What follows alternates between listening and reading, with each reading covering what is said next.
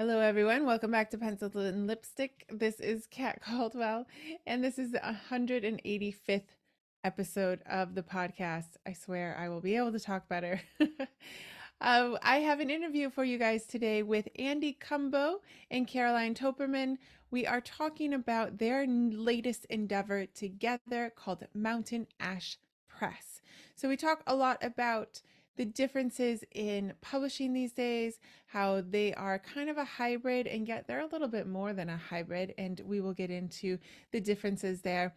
But they're also going to offer sort of traditional publishing help as well. And if you guys don't know the difference, traditionally published books are published by like the bigger um, publishing houses. They usually, historically have done most of the work.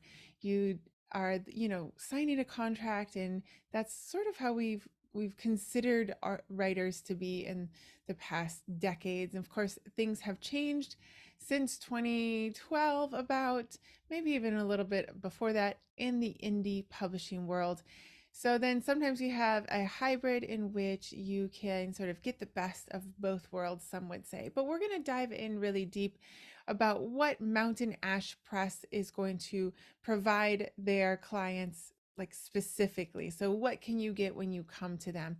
And something that's really cool is that they really specify it to the person who is coming. So I'm very excited to talk to them. I've had Andy Cumbo on before, and she's talked about her writing in general, and that's another wonderful thing about this endeavor is that they are both writers, and so they know what it's like to be the writer on that end of just marketing and formatting and editing and all the things that come with writing a book.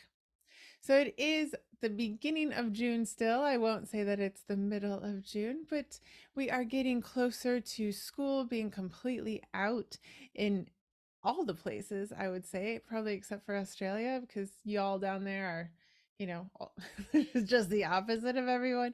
So up in the northern hemisphere, at least, most people are out of school. This is our last week here in Virginia. For the public schools, I don't know why everything has to be different in America, why we can't all get out at the same time. That would just, make life too easy, right? So, as you all know, summer is a little bit different here on the podcast, but I'm going to repeat myself again before we get into the episode, into the interview. So, I pre record all the shows, obviously, but summer is sort of pre recorded in the sense that I've done them well before summer. So if you don't know, I take my kids to their grandmother's house in Spain, and we spend the majority of the summer there. And so that they can get to know their culture there and the language, their father's language and culture, and all the good things, and see their cousins. So I'm around if you want to tag me on Instagram, if you want to see our our time in Spain. I always put it up there on Instagram. If you have been following me for a while, you know that I love Spain and I love traveling, and I'm excited. I will be able to give you sort of live evidence of Toledo, where we are going to have our writing retreat. So if you want to see that, follow me, katcaldwell.author on Instagram, and I'll put them up at the Pencils and Lipstick, all spelled out, on Instagram as well. I'll be making some reels there. But the episodes will still go out. We're not going to take a hiatus. And we are really going to focus on this theme of it's summer. How do I still get my writing done? Because I don't know about you all, but summer just really changes things. Everyone wants to be outside. You get invited to more barbecues. The kids have more things if you have kids. Just it's just different, right? It's harder, I think, to stick to a routine and stay organized. So that is going to be our sort of theme for the summer starting next week. And next week, is it next week? No, it's the week after. I will be leaving to London for the self publishing show live. I'm very excited. I'll be meeting Emma Desi in person. We talk a lot online, but it'll be our first time meeting in person. But I'm excited. I bought the ticket like a year ago. And actually, I got a really nice flight on justfly.com, so totally recommend them. Unfortunately, I don't have an affiliate link, but I do recommend them. So I'll be having some fun over in London. So again, I'll be putting that up on the reels, but just wanted to give you guys a little heads up. From June, the week of sort of June 18th onwards, it will be this theme of how do we keep getting our writing done. And we're going to go from health to ideas to from writing to editing. We're going to cover it all. And so they're going to be a little bit shorter just because we all don't have all the time in the world to sit around listening to podcasts in the summer, right? It's time to get out there and take a hike through the woods or have a picnic with your kids or a barbecue with the neighbors. So they will be shorter but insightful episodes just for you. So without further ado, let's go talk to Andy and Caroline about Mountain Ash Press. Hello, everyone. Welcome back to Pencils and Lipstick. I'm excited to have two guests with me today, Caroline Topperman and Andy Cumbo. Andy's been with me before, but this time they are together because they have endeavored on Mountain Ash Press, and we are going to talk about how they can help authors like you become published. So welcome. How are you two doing? Good, thank you. Good. Happy to be here. Well, thanks for coming on. I think we'll go first with Andy. Just you've been on the podcast before, but just as a writer. So introduce yourself a little bit, Andy, and then we'll go to Caroline on just who you are as people. Sure. So I'm Andy Cumbo. I live in Virginia and I write cozy mysteries and soon, hopefully, romantic comedies. And I have been an indie published author, but I just recently got an agent. So now we're shopping my books out to traditional publishers. Oh, very cool. And Caroline is your partner in crime here for the press. Hi, Caroline. Hi. So I'm Caroline, and I'm right now in Toronto, Canada. So across the border from everyone. I actually come from a screenwriting background, but I've recently written a memoir that I am currently shopping around to agents, and I've also been indie published. Wow, very cool. So you guys have quite the background on both writing and different ways of publishing between the two of you. Yes. Yeah. Very cool. And that's why we joined forces. That's the exact reason why we decided to work together. So, I mean, there's quite a few. Andy, you live near me. There's a lot of distance between the two of you. So how first did you guys meet?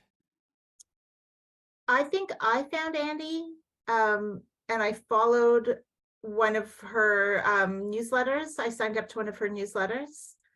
And then Andy was, I know, Andy was actually hosting, she was doing coaching for people, for creatives who were trying to bring their writing life and whatever other creative endeavors they do. And she was trying to help them bring that together. And that's exactly where I was at the point in my life where I had all these things and I didn't know how to sort of bring them into one cohesive whole. So I worked with Andy for a few months. Clearly it went well. And then we just decided this idea of a press came to mind. And I asked Andy if she'd like to join forces. And the rest is history. And here you are. That's so awesome. So tell me a little bit about Mountain Ash Press. Is it a go now? Like, are you guys taking manuscripts? We are. Yeah, we have a few clients already and a few Wow. in the works. So it's pretty exciting. And yeah, so what we do is we work with writers who have anything from an idea to a finished book, and we help them get that book into print, whatever way they want to. We really don't prioritize indie over traditional publishing. We think they're both great avenues for different reasons. And so we do everything from book coaching to loading it to Amazon. Wow. Okay. That sounds like a lot of work. I'm already glad you two are doing it. So why did you want to keep, I guess we called it somewhat a hybrid, although I think you guys are a bit unique in offering book coaching from like idea to final product. I personally haven't heard of that. I don't know if other people are doing that. So how did you come to this decision of like bringing an author along on the full journey?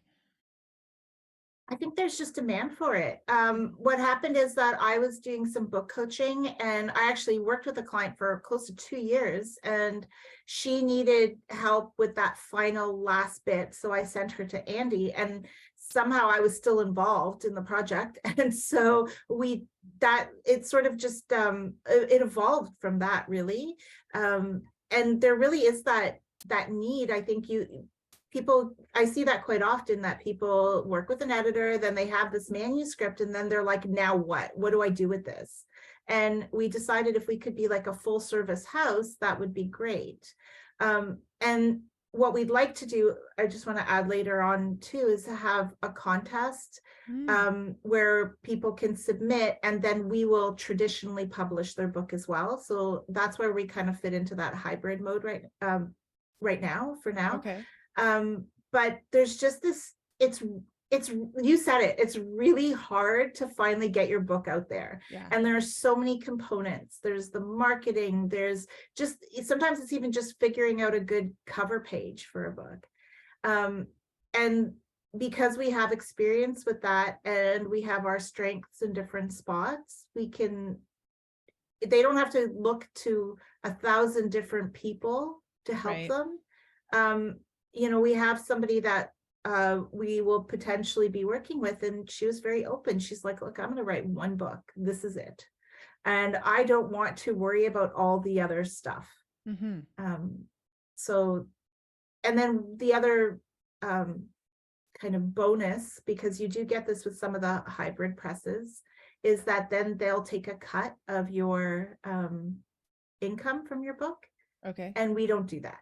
Oh, So you pay for our services up front, you get the work, we help you put it out in the world, the book is yours. that's nice. That's nice. I can imagine this like working together is very comforting to people just because that's how it used to be. And the whole creative process, like I can write a book and I'm in the middle of finding a book cover and I'm going insane because because what I like personally might not be actually for the genre, and like being able to talk with somebody who sort of has a more critical eye and isn't so personally involved in the book just sounds like a very nice process. Yeah, and because we've done it all ourselves as writers, we kind of know how to talk about that, which is Yeah. like to remember that books are precious to their creators, but also they're pieces of their product that has to be sold.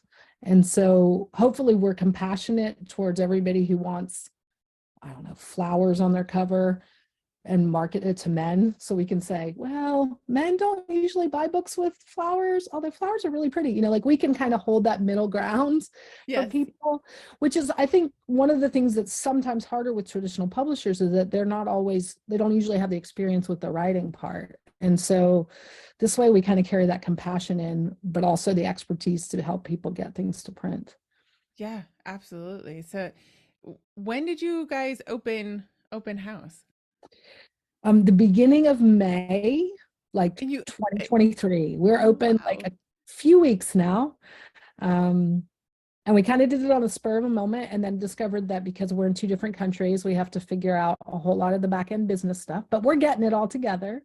And we got some good clients. We've got a poetry collection coming out later this year, and then a memoir and sort of a recipe art book. It's beautiful. And that's another thing that we do is we can work with people whose books don't really fit the niches of genre, so we Yeah. can help people put books out that would not find a traditional publisher, maybe because they're too unique. But there are people that can market them. Like this client has a very big platform. She has people that follow her that are interested in what she's doing. So she can sell the book, but she was not going to find a traditional publisher for it. Yeah. Yeah, that is one of the problems, right? As much as they claim there are no more gatekeepers, they are definitely gatekeeping some.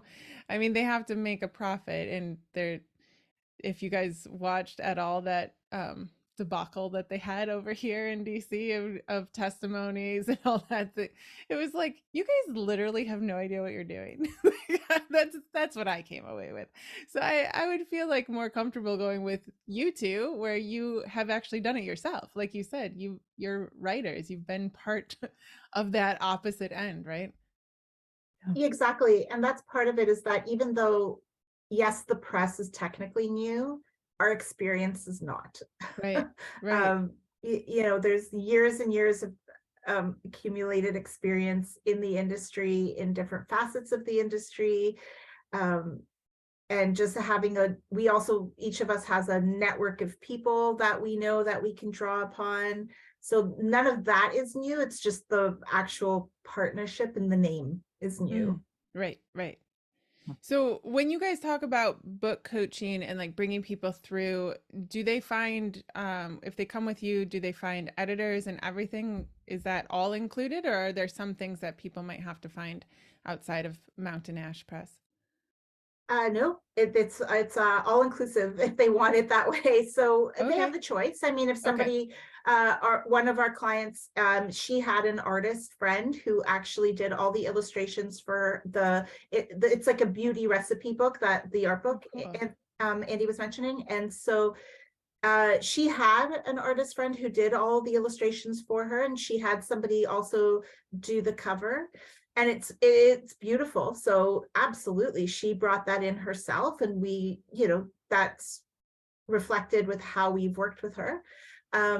And so yeah, they can if they want to, but if they don't, if they just want to hand us words on a page, we can help with the rest of it. Yeah, so we don't require them to do anything if they don't want to. That's amazing. Very cool. So you guys have I take it you're not going to niche to a specific genre, because um both of you write kind of in different genres anyway. So is there no like any genre is open to submitting to Mountain Ash Press? Yeah, we're happy to consider anything. I mean, I think we're not as likely to publish business books because that's just not our market. But, Yeah. particularly anything on the creative nonfiction, fiction side of things. But then also we've done a lot of books ourselves and with other people that are like, sort of heritage books. I want to keep this for my family. Mm, So that's the poetry collection we're doing. Is man's mother wrote a bunch of poetry and did some drawings, and so we're producing that. So those kinds of things we're happy to do. And then for the traditional, if somebody wants to publish traditionally, then our considerations for taking it on will just simply be like, do we think we can help you find an agent and a publisher? And if not, we can coach you on how to maybe make your book fit that. And if not, then okay. we'll just tell you, like, we're not a good fit for you because we don't know how to pitch your book. Although I haven't met a book that we haven't figured out how to pitch yet. So Yeah.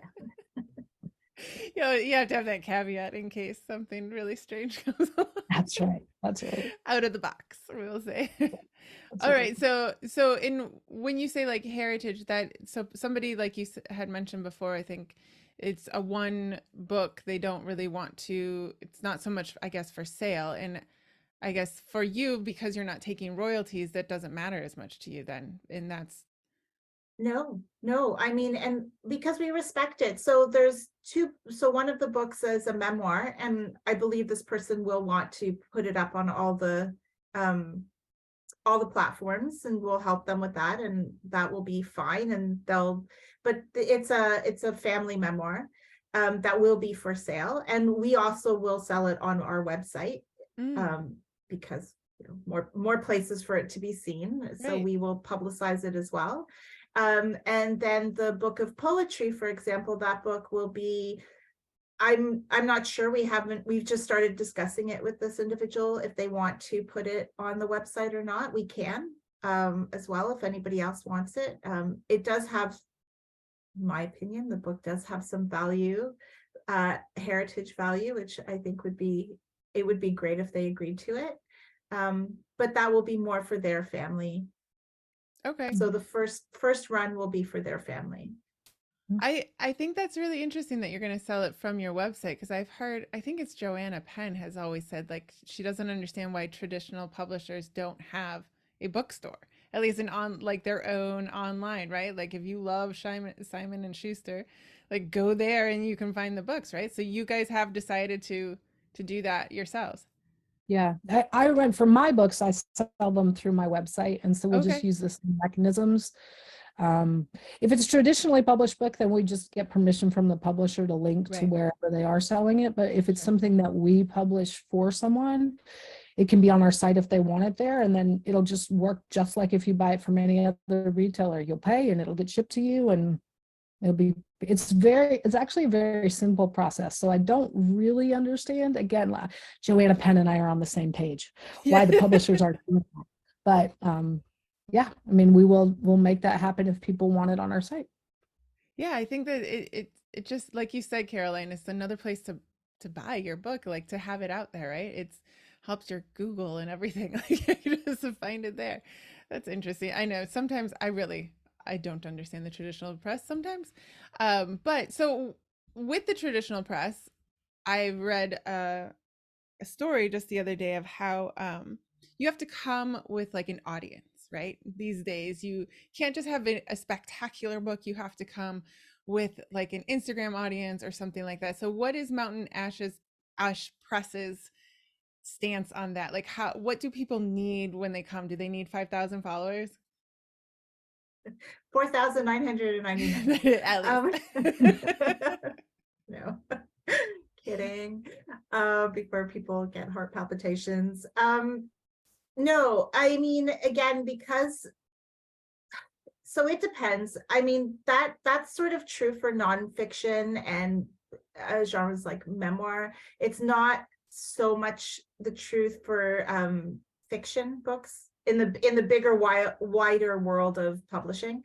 Um, we will coach people. We have a packet, part of our package too includes coaching people on how to increase their platforms, but it's also to help teach people how to use them. So for Hmm. example, I've been working with this woman who is a singer on Instagram. We'll use that one. She has a couple hundred followers. It's nothing. And honestly, until you get into the tens of thousands, it's nothing.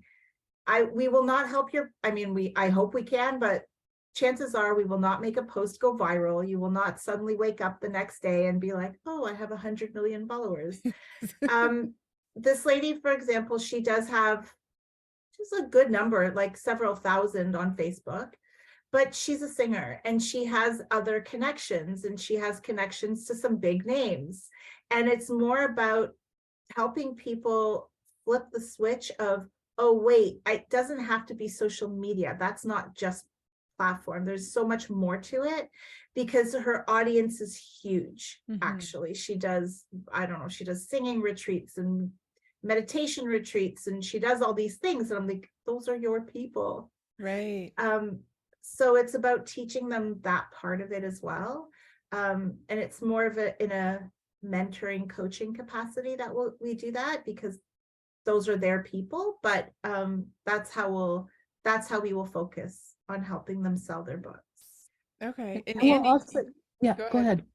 I Because was you going to you say, have experience with this, right? You the last time we spoke, you were doing exactly that, like mentoring creatives on yeah, business. on business stuff. Yeah. So we're trying to help people understand that they don't have to be overwhelmed Mm, by building a platform, right? You don't have to be on every platform posting 25 times a day. We can, you can link things, you can post the same things, you can be where you're comfortable being, like I tried TikTok because Caroline made me, and I just couldn't do it anymore. Like I was just, it's just too much for me. Like that kind of where I am personally in my life. I have a little kid. I just don't have the mental space to create a video all the time. But I can do Instagram photos and I can be on Facebook pretty regularly. So we just help people understand who they are and what they want to do. Like I have a friend who's writing a memoir about Vietnam, and he knows every veterans group here in the U.S. and could sell 100,000 copies probably just by telling those people about it. So right. kind of just kind of a sense of platform that's broader than what your Snapchat numbers are. I don't even know that, but there we are. No, I think that's an important point to make to authors, whether they're memoir writers or fiction writers, is like the people who follow you on Facebook, because we've all been around for a couple decades, like since I've been alive and adult before Facebook was around, so like the people who follow me might not necessarily want my book, like the writer who's writing about Vietnam, like that might not be the audience that he's has following him on Facebook, but he has another way to find this specific audience for that book, right? Absolutely. Like, I honestly think none of my family has ever bought my book. Oh no, no. Yeah. Everyone should get rid of that idea for like right Yeah. away. Sometimes you don't want them to. I have an author friend that like Well, wrote it in the book. Like, if you are a family member, put this book down now, or don't talk to me about it afterward. that's a really good epigraph. I like that. Well, and also just this idea like of helping people understand that because your friends and family don't buy your books doesn't mean they don't support you. That's not their job, isn't to be your customer. Their job is to be your friends and your family. Like that's also part of what we try to tell writers, because it can be really discouraging if you think, I love my brother. He's amazing. I'm pretty sure he's never read anything I've written, but he's a composer. And honestly, I haven't listened to his music either, although I'm all the way behind him, but his music's just weird to me. It's not my thing. So don't tell him I said that. But, we got to help people understand like how marketing works. And it's about finding the right audience for your books. It's not about, no book is for everybody, despite what some of our clients may think sometimes.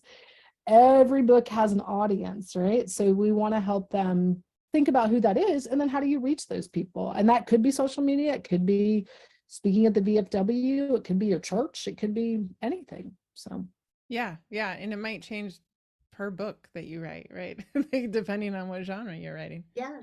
And it's also about, so one of the things that we've coached people on too is to start your publicity early before your book comes out. Start talking to outlets, start writing if you can, depending on the book, of course, but you can write articles for different places, and then they will post your book when it comes out. They'll post it to their people. And it's just about understanding that your job isn't done after that last word comes on the page. Unfortunately, we're sorry. There's still a lot more work to do. It doesn't end. But it would be nice to have you two next to the the writer being like, okay, what do I do now? Because it's true, like you might want to write a book, but gosh, what do you do afterwards? That I think every indie author, at least, and possibly traditionally published, the first time they wrote was probably like, oh, I'm not done yet. I can't just go and write the next one. But here's the thing. So let's go, like, think just traditional for a second. It doesn't matter. Like, the world has changed. It's not like I find my agent and my agent sells my book and it gets published by one of the top 5 and I get to sit back and watch the money roll in through my door. That's not going to happen. You are actually expected to use your advance to market your book. So, I mean, unless you have pre-sold 3 million copies and then you're in a different league and you don't need us anyway. Although we'd be happy to help you if you're out there. More than happy to help you. But the idea is that, so let's say we get a client who comes in and says, I need help. For instance, cleaning up my book, we'll do the developmental edit, we'll go through the line editing, we'll do all the proofreading, and then they're like, well, but maybe I'd like to do traditional. That's fantastic. But now is actually the time where you need to start getting your name out there. And you need to start talking about it, because guess what happens when an agent or even a small, even one of the mid-range presses that you have to submit to, even one of those presses, they're going to Google you. They're going to look you up. So we will at that point also help them with their like pre-marketing marketing, and getting their name out there. And if there's a place that you can write an article for, if there's a podcast you can get on, if there is any kind of interview you can do, you should be doing it, because you're already building buzz around your book. And that's what the like super traditional, that's what they're looking for. Right. They are looking for you to be more involved than what we maybe idealize in our heads as writers, like what they used to do in Stephen King in the 80s, the 70s, like everyone. But it's a hard mindset shift, right? Because we just sort of grew up with like that. And wouldn't it be nice if you could just pass it off and not have to do anything else? I would love that. I would Yeah. love it. But, there's reality. That's right.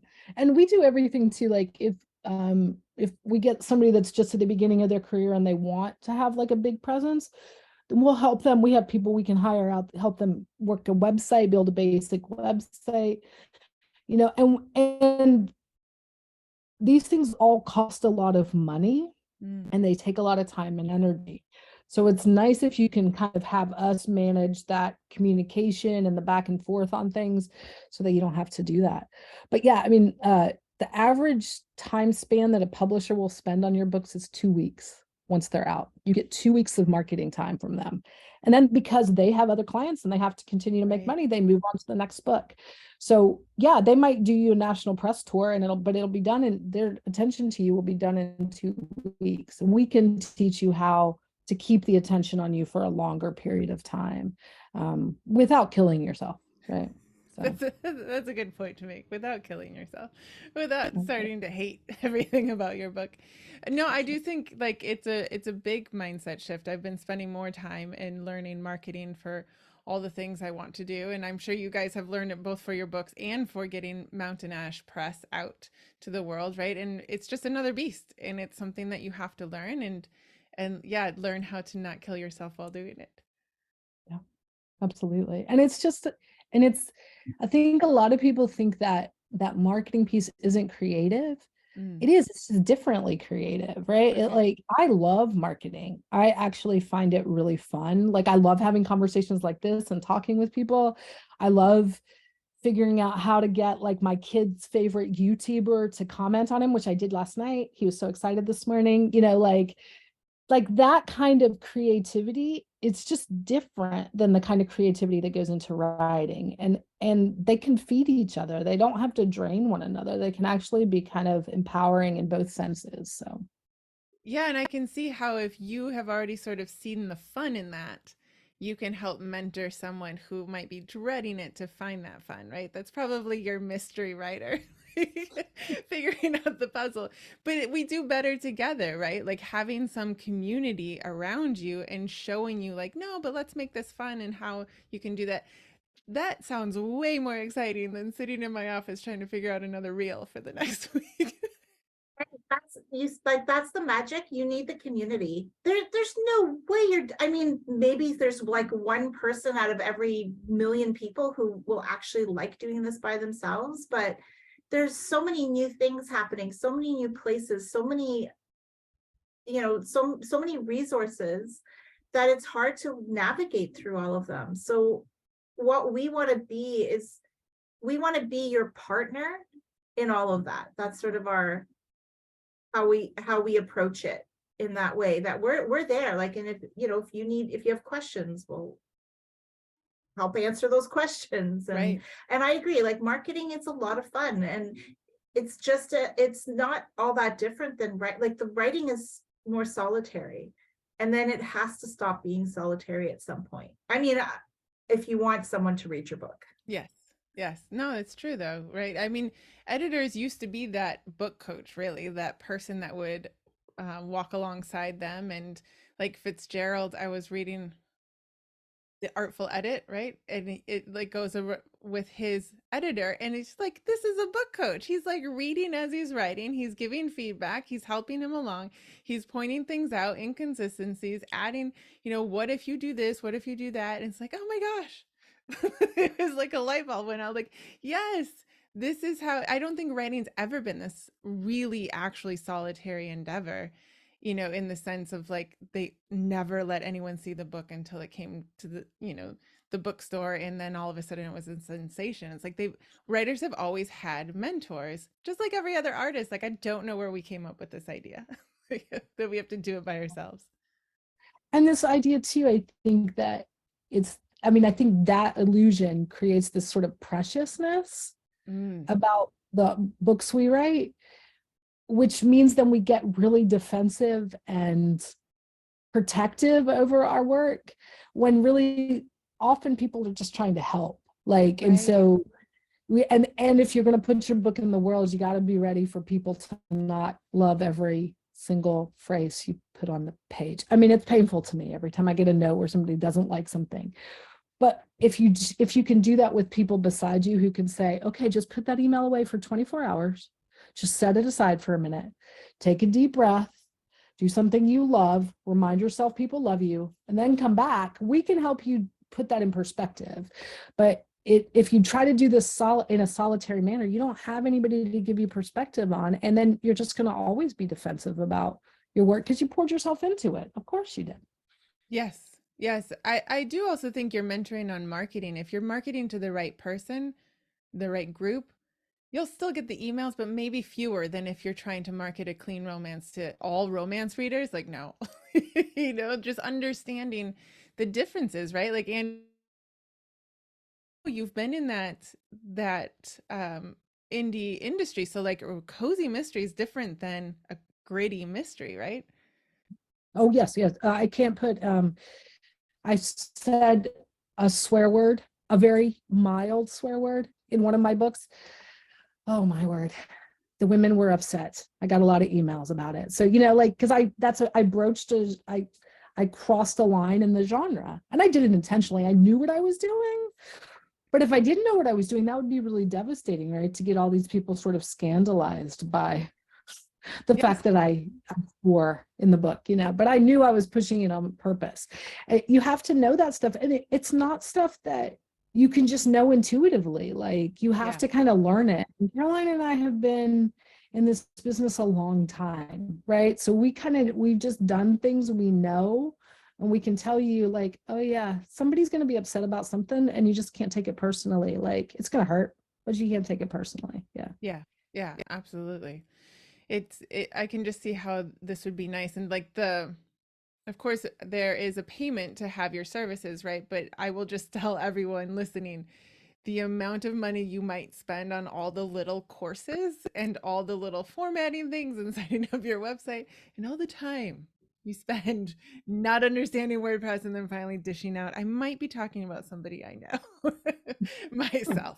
But there are and it's great that there's a lot of services out there that people want to help with, like make 30 reels in 30 minutes or whatever. You could do that, or you could just come to people like you and Mountain Ash Press and just get it all together. Maybe not feel so chaotic. Well, that's the other thing too. And then the cost that we're forgetting about if you're going in little pieces. And it's fair, like some people prefer to do that. They have their own system. That's fantastic. But the time that you forget about too is like how much your time costs to Mm-hmm. have to follow up with people and organize it. So, you know, what happens, I've seen this recently on one of our clients, and it's pretty funny, is that, the client sends one bit of information, and then there's about 30 emails in the background happening between us and the person that we're working with to make it happen, that the client never sees. And there's like all these back end emails to make sure that it gets it. So this, for example, like a cover page or layout, just to make sure that everything is exactly the way the client wants it. We're managing all of that.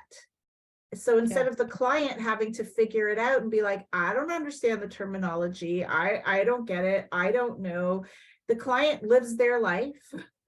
We do all the back end work, and then we come to the client with the finished product. Nice. That sounds very nice. Instead of being like, no, it's still a millimeter wrong. Like, whenever your Exactly. spine is like, I will never do a different color spine again, ever.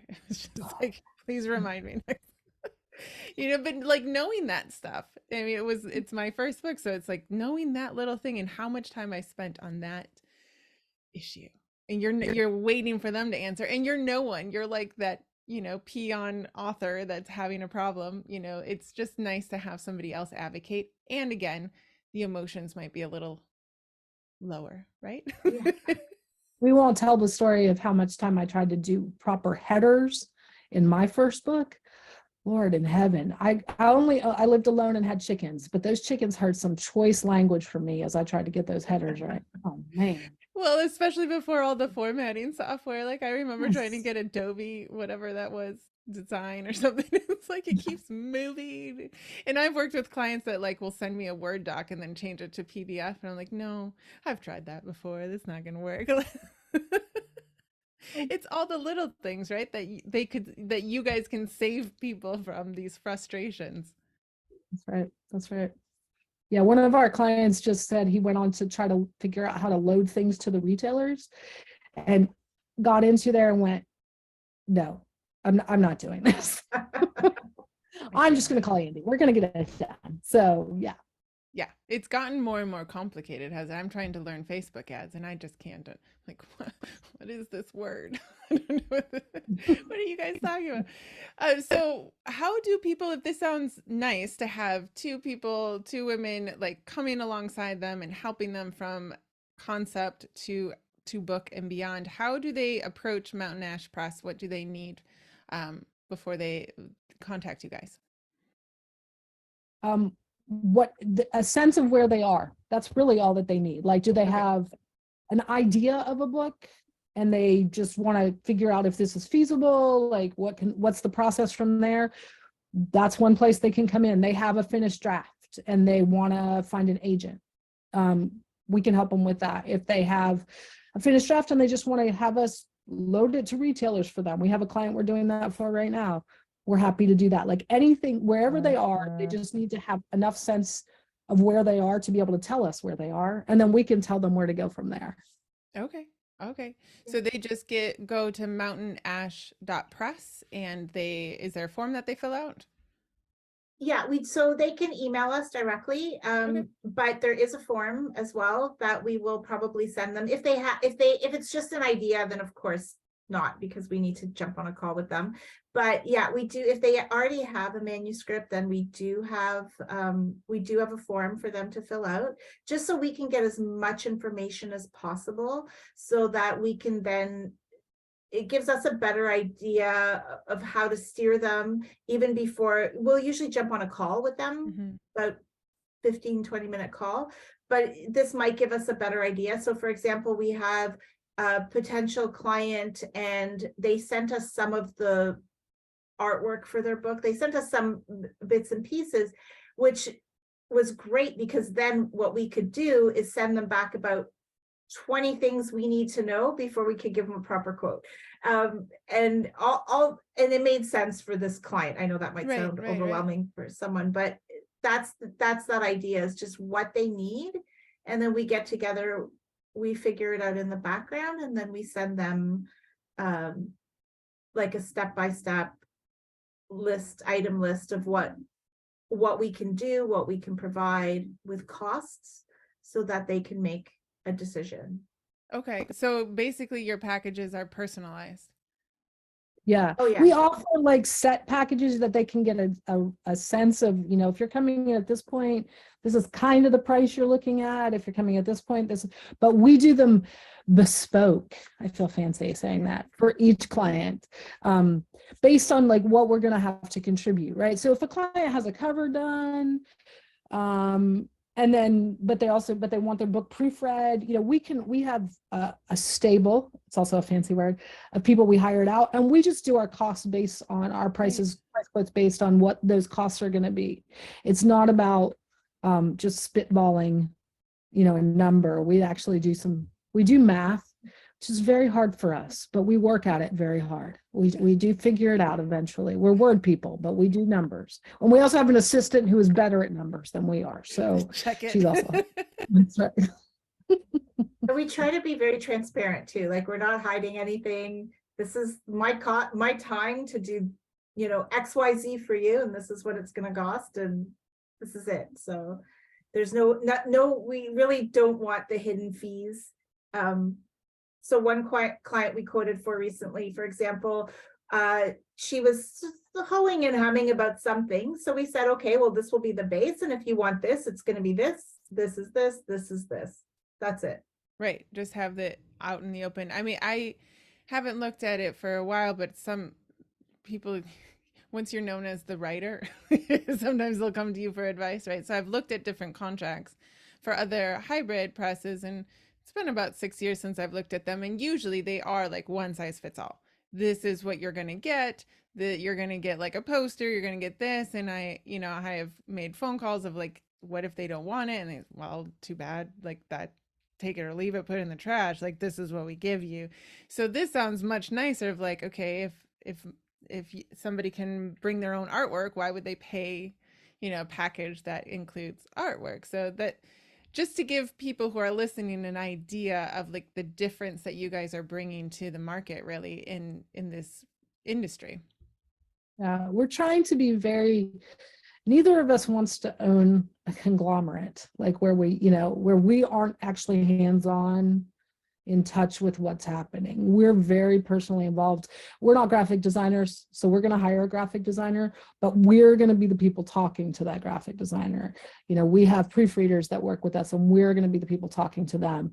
We want to be involved in that, and we're not doing this to try to fleece writers, which some presses are. Like, honestly, we're just trying to help. Like, we really want to help. We have done all of this ourselves. I mean, I've been in this business for more than 10 years, and I would have killed to have somebody walk me through this when I was starting. Like, it was so hard to learn how to do it. I mean, I was already trying to figure out how to write a book, much less learn all this other stuff. So that's what we want, is the relationships with people.